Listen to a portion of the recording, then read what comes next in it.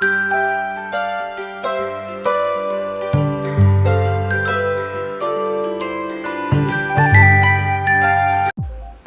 Viewers, welcome to ചിൻസ. Bigg Boss Malayalam season 6ന്റെ unofficial voting ഡീറ്റെയിൽസുമായിട്ടാണ് ഞാനിപ്പോൾ നിങ്ങൾക്ക് മുമ്പിൽ എത്തിയിരിക്കുന്നത്.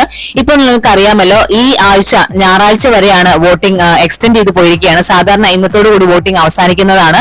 പക്ഷേ ഈ ആഴ്ച ഞായറാഴ്ച വരെ വോട്ടിംഗ് എക്സ്റ്റെൻഡ് ചെയ്തിരിക്കുകയാണ്.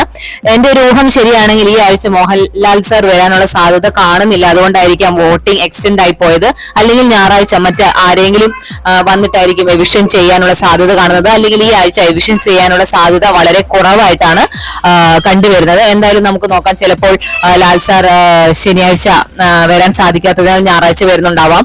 എന്തായാലും നമുക്ക് കണ്ടു തന്നെ അറിയാം. ഈ ആഴ്ചത്തെ വോട്ടിംഗ് ഡീറ്റെയിൽസിലേക്ക് പോകാം. ഒന്നാം സ്ഥാനത്ത് ഇപ്പോഴും നിൽക്കുന്നത് ജിൻഡോ തന്നെയാണ്. 5,21,520 വോട്ടുകളുമായി ടോപ്പ് 1ലാണ് ജിൻഡോ ഉള്ളത്.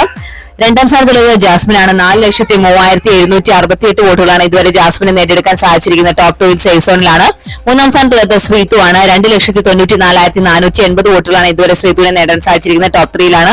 നാലാം സ്ഥാനത്തുള്ളത് അർജുനാണ്. 2,22,256 വോട്ടുകളുമായി സേഫ് സോണിലാണ്. അഞ്ചാം സ്ഥാനത്തുള്ളത് അർജുനാണ്. 2,14,016 വോട്ടുകളാണ് ഇതുവരെ അഭിഷേകിനെ നേടിയെടുക്കാൻ സാധിച്ചിരിക്കുന്നത്. സേഫ് സോണിലാണ്. ആറാം സ്ഥാനത്തുള്ളത് ആൻസിബയാണ്. 2,90,648 വോട്ടുകളാണ് ഇതുവരെ ലഭിച്ചിരിക്കുന്നത്.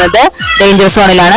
ഏഴാം സ്ഥാനത്തുള്ളത് ഋഷിയാണ്. 1,47,400 വോട്ടുകളാണ് ഇതുവരെ ഋഷിക്ക് നേടിയെടുക്കാൻ സാധിച്ചിരിക്കുന്നത്. ഡേഞ്ചർ സോണിലാണ്.